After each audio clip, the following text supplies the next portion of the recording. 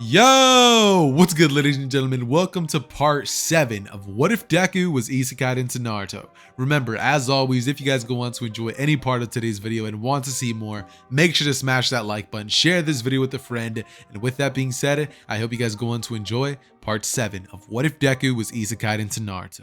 Hey Ross, sauce it up.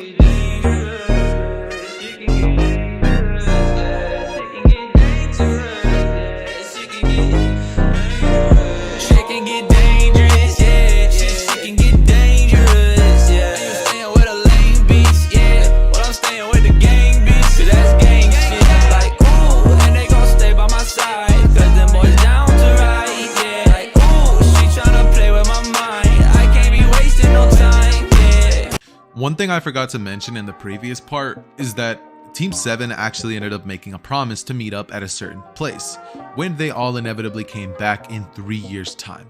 And not only that, but they had a time to meet each other at that place as well. The place that Naruto and all of us love so much, Ichiraku Ramen Shop. So Team 7 would pretty much all end up meeting there, meaning Sasuke, Deku, and Naruto. And, you know, Deku would be the first one there since he literally lives in the village. Sasuke would be second, and Naruto would be third because he ended up jumping on top of the hidden village and he pretty much started declaring that Naruto Uzumaki has returned. And so, with all of that said, they all basically end up meeting at Naruto's favorite ramen shop where it all began. And they all begin talking about their experiences and how the 3 years went and how much power each individual has gained since they started training. Naruto would be the first one to talk, seeing as he's the most extroverted one, saying that he saw so many things and learned so many incredible new jutsu. Not only that, but he actually ended up learning a couple more fundamentals when it comes to being a ninja, and Jiraiya pretty much ended up polishing a bunch of Naruto's basic skills. He also became a lot more powerful, and Naruto this time around is actually feeling himself quite a bit. This version of Naruto, instead of having the same outfit that he has in the original, would actually wear more of like a really cool cloak outfit that's like black and orange at the same time. It looks really cool, and I honestly don't have any pictures to show you guys what I'm talking about, so just imagine Naruto with a really cool outfit and it's like orange and black, right? That being said, the next person to speak about their adventures would be Deku, saying that training with Tsunade, yeah, definitely not easy, but well worth it. Not only that, but the training with Tsunade paid off a ton. Now he's probably able to keep up with both of them with those abilities that they use in the Valley of the End.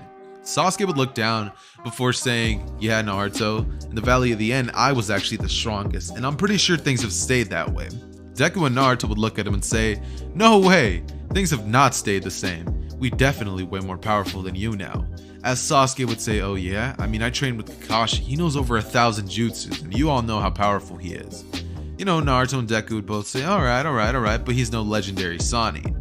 And Sasuke would pretty much grimace as he says, well, he had a Sharingan and he helped me get even better at it.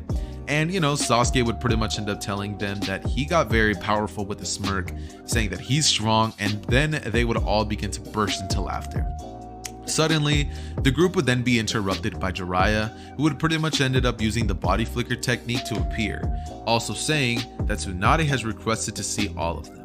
Immediately after hearing this, Naruto would end up chugging the entire bowl of ramen before saying, old lady Suna, before he pretty much grabs his thing and says, let's go. And all of them would end up making their way towards Tsunade's Hokage tower. They would end up meeting with Tsunade before promptly Naruto, seeing Kakashi there, would end up giving him a special gift that he and Jiraiya both made for him, the Makeout series book. And Kakashi, seeing this book, would immediately widen his eyes as he's like, oh my god, thank you, and he leaves. Following this, Tsunade would inform the three of them that they now have 2 hours to prepare for a fight between Kakashi and a very special someone. And the team, after hearing this, would think, okay, 3 hours is more than enough. As the group would nod, and they would pretty much end up starting to spar with each other, noticing how much more powerful each and every single one of them has gotten, with smiles, with Naruto and Sasuke both noting that Naruto is actually a lot more refined when it comes to his basic abilities. Sasuke has got a lot smarter. Not only that, but he has so many jutsus now.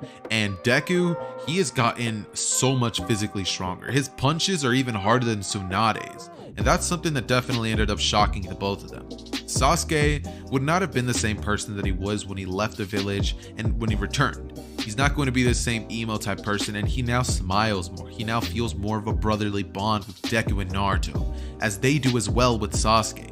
They all feel as if they kind of connected, they're bonded, they're brothers. They feel a genuine connection with each other, and it's something that definitely is going to be driving the story forward. However, all of them would finally end up wrapping up before Kakashi and a certain someone, Yamato, would arrive. Now, when Yamato and Kakashi both arrive, Kakashi would look at Sasuke before saying that he shouldn't hold back against them, and Sasuke would smile before saying, "Wouldn't dream of it." As from this point forward, Team 7 would proceed to absolutely wipe the floor with Kakashi and Yamato. It was not even a competition. Deku, Sasuke, and Naruto haven't been in hand-to-hand combat in a while together, but the second that they started, it was as if something clicked, and instantly they all knew what moves they were going to be using before they even did it themselves. When Deku started, he punched the ground, causing Yamato and Kakashi to be thrown off guard. Sasuke immediately whipped out his Sharingan and began tracking the movements of each and every individual rock. Naruto himself created a bunch of shadow clones that began overwhelming Yamato and Kakashi, and all in all, they would begin promptly destroying, dismantling, and utterly making Kakashi and Yamato look like goofballs. Remember how Sasuke was able to do it himself against Naruto, Sai, Yamato, and Sakura? Yeah, this version of Sasuke is pretty much almost as strong as that one. Not only that, but now he has the help of Naruto, who is like 15% stronger than the one in the original, and Deku, who is the more useful version of Sakura. Way more useful. That being said, they would both pretty much shortly after end up getting up and saying that they are too powerful, before Tsunade and Jiraiya would smile, saying that their own individual students definitely ended up getting a lot of power. That said, everybody would be dismissed, and it's at this point that they would all go home, before shortly after, a letter would arrive by means of a crow, would pretty much be warning them about the Sand Village's situation and how they need the Hidden Leaf Village help to go retrieve the Kazekage Gaara. As soon as, Tsunade sees this, she would immediately call forth Team 7. And as soon as Naruto, Sasuke, and Deku all hear about Gaara's situation, all of them would immediately have flashbacks of their battle against Gaara, on top of Gamabunta, Sasuke's Chidori to wake Gaara up, and the final interaction that they all had. They would all individually have their own motives as to why they want to save Gaara, but ultimately, they all feel a sort of connection towards him. So, they all want to go. Immediately, the team would begin heading off towards the land of the sand, and once they do inevitably end up arriving, they would pretty much get there to a sight of Kankuro being dangerously sick and poisoned due to Sasori's poison attacks with his puppet jutsus. That said, this scenario would actually go a lot better than it does in canon, because this time around, Sakura is not the one healing him, it's Deku, someone who is way more competent. So, with Deku being there, he's actually able to change things a whole lot very, very quickly. As soon as they would arrive and Kakashi would have met eyes with Lady Chiho, she would attack him thinking that it was the White Fang, before promptly informing her that nah, it's not the White Fang, but it is his son. Lady Chiho would calm down, and shortly after, Deku would end up rushing over to Kankuro, before then having a little bit of a reminiscent, before thinking back to when he fought against him, back in the Chunin exams, and thinking about how things have changed, saying that he hasn't changed much, before he then proceeds to take out his medical tools, and Lady Chiho goes on to pretty much tell Deku about Sasori's poison and what she believes is in it.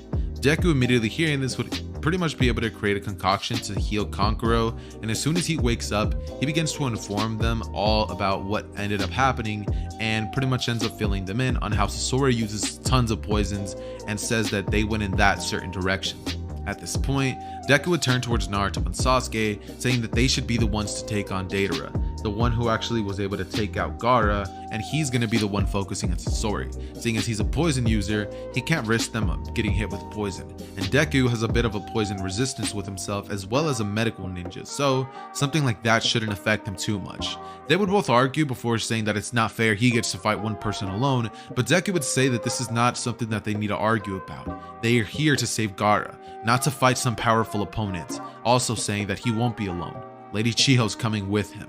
Lady Chiho hearing this would be shocked, being like, "What, me?" And Deku would say, "It seems to me like you know a lot of information about him.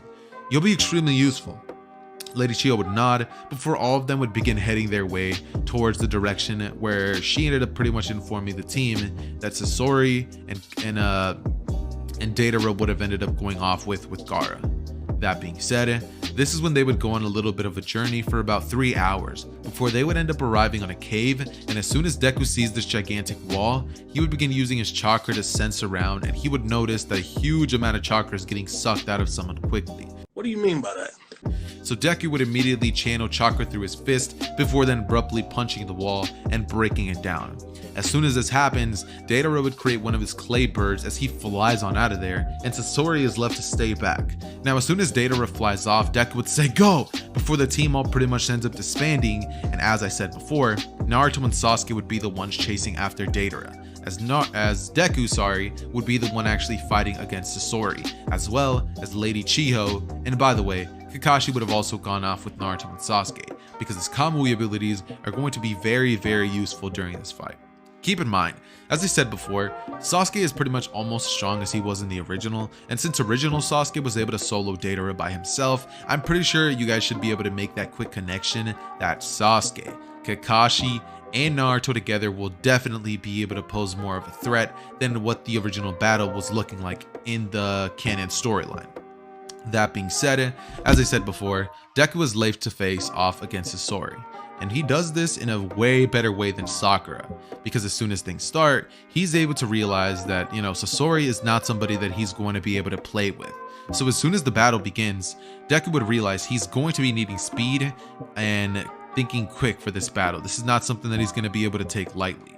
So immediately, Deku would close his eyes before activating Umiyushi, Sage Mode, and from here, Deku would then proceed to immediately open his eyes as he has this strange blue aura around himself, and at this point, he would rush in Sasori's direction before Lady Chiho would guide him and say, "Dodge!" Deku would do so before dodging the blow from Sasori, and Lady Chiho would begin dodging him through a bunch of his attacks. A bunch of them would be able to be dodged by Deku, however, he would actually end up getting scraped right on the arm and poisoned quite a bit. Deku would take the antidote, saying he was prepared for this and that he took one 30 minutes before and one now just to be safe, to build a little bit of an antibody to his poisons. He would start slowing down due to the fact that the poison still was slightly taking effects, but ultimately he would still have more than enough speed to be keeping up with Sasori. And so they would end up getting into a battle in which Lady Chiho guides Deku more and more as the battle goes on, and Deku would finally end up figuring Sasori out, saying that this battle is now over, before he then rushes in and breaks Sasori's puppet, revealing the true puppet of Sasori. And at this point, this is when Lady Chiho would end up pretty much getting involved with the fight, before out of nowhere, Sasori would choose to actually end up being the one who ends the battle himself, by ultimately committing seppuku. I believe that's the word for suicide. Do me a favor, shut the in Chinese, or Japanese, sorry. But yeah, that being said, on the other side, the other three were pretty much able to clap Deidara, and they pretty much ended up stopping him from even trying to commit seppuku when he tried to use his C0 bomb. Kakashi would actually have been the one to combo all of him away, because his abilities with the Mangekyo Sharingan are way stronger, because this time around, he trained with Sasuke. And, as soon as Sasuke began catching up to Kakashi ended up deciding that he's going to be needing to get a lot stronger, realizing that after Minato's death, he definitely slacked off a lot when it comes to his training, and that if he didn't work this hard, my guy probably would have already been way stronger than him. So, this version of Kakashi is a lot more powerful and a lot more in tune with his abilities of Kami. And so, they finally all of them end up completing their battles. But once this is over, Deku would rush over towards Gaara's body before then beginning to shake him, saying, "Gaara! Gaara! Gaara, wake up! Gaara!" And Gaara would pretty much not be responding whatsoever. Deku at this point would have a couple of tears going down his face, saying, "We're too late," before he then begins to use his chakra to try to heal Gaara, trying to give Gaara any chakra that he possibly can, trying to keep him alive. He would begin trying to pretty much pump Gaara's heart with chest compressions, chest compressions, chest compressions. If you guys get that reference, please comment it down below. But anyways though, he would proceed to essentially lose his shit basically, as he realizes that there's nothing they can do. Gaara, he's dead. And so we would end up having a different event happen, where Lady Chiho this time, she ends up pretty much putting her hand over Deku, saying that her time is over. She's nothing but an old lady at this point, and since she held a hand in killing her own grandson, she thinks that it's about time that her life was put to rest, before she would then weave some hand signs and use all of the life force that she has left to transfer it over towards Gaara. And now, Gaara is revived, leading to Deku giving Gaara the biggest hug in the world, and they would ultimately end up completing their mission, making their way back to Konoha, where all of them on their way back would end up pretty much taking Gaara back to the Hidden Sand Village, where Gaara would pretty much be praised by everybody, and Team 7 would pretty much have a whole banquet held in their honor for saving their Hokage, their Kazekage, sorry. And so they would end up doing all of this, with on their way back, them encountering a certain somebody that I'm pretty sure many of us are familiar with, and a top tier favorite character, Itachi Uchiha. Now, on their way back, they would have ended up running into Itachi, or more specifically, an Itachi clone, and the person who ran into him was Sasuke. What did he say? Itachi would be standing in the shadows, and Sasuke would pretty much like look at Itachi before saying, "So, looks like you came to me," before Itachi would then look at the direction of Sasuke, saying that he's too weak, he doesn't have enough hatred. By the way, guys, if you guys hear a loud truck outside, I do greatly apologize. I can't really control it though.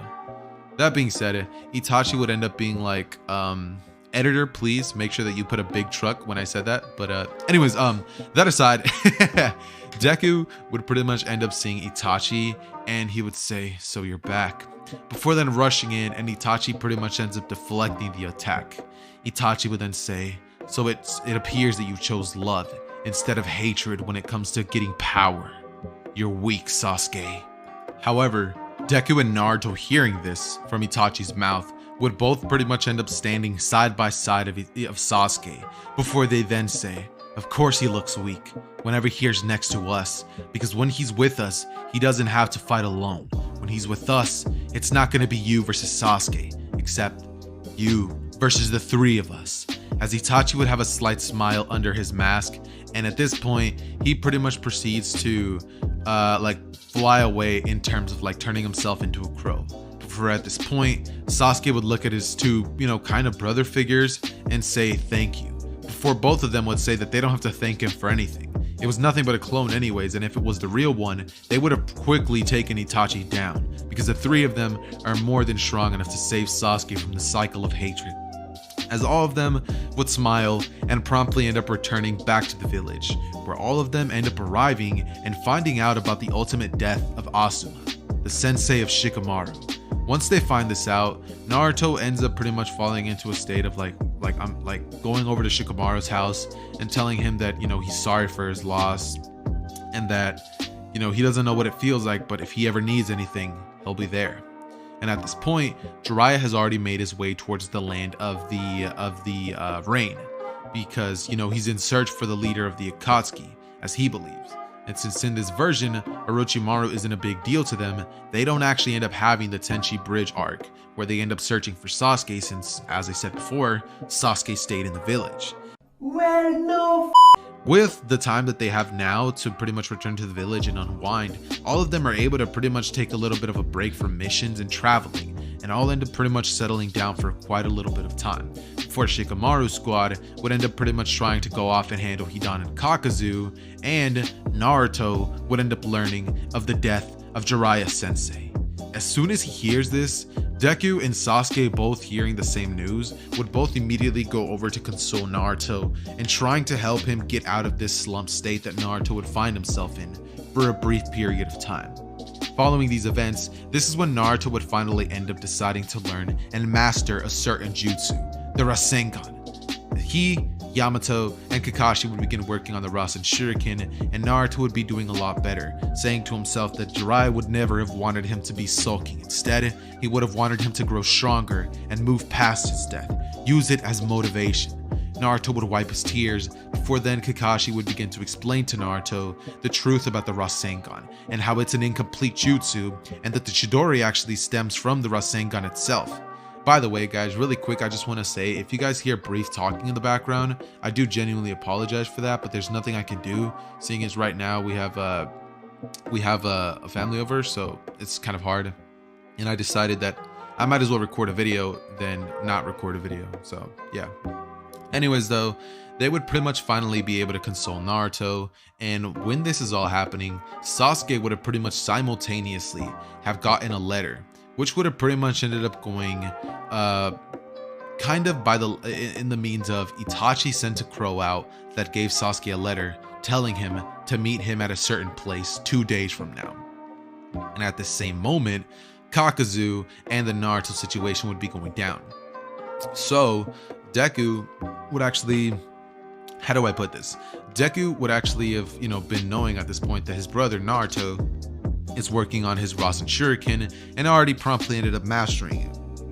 This is when his training with Kakashi and Yamato pretty much went almost the same as it did in the original, with the exception of Naruto not having to eat those disgusting chakra pills that trash bag Sakura made. So yeah, anyways, as I said before, Sasuke would have ended up pretty much learning about Itachi and him wanting to battle him, and Sasuke would pretty much begin making preparations to head off to fight Itachi alone. However, Deku would have gone over to Sasuke's house to visit him, and when he did, he ended up finding a letter on the counter. Promptly after, he told Tsunade about the situation before grabbing his thing and heading off full speed to chase after Sasuke, who at this point was running at some pretty slow speeds on his way towards the location that Itachi gave him.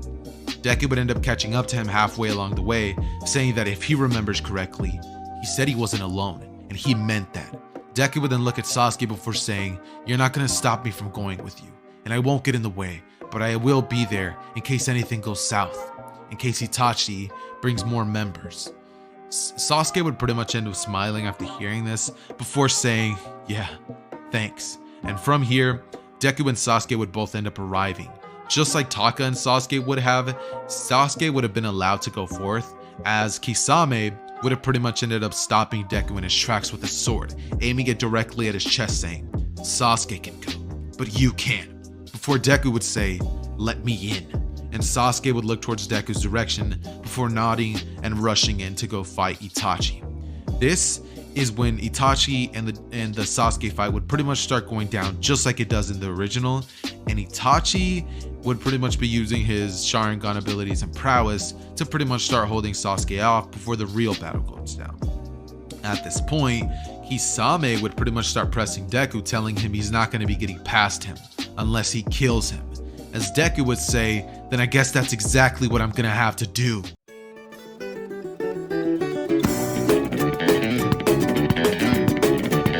Like for part 8.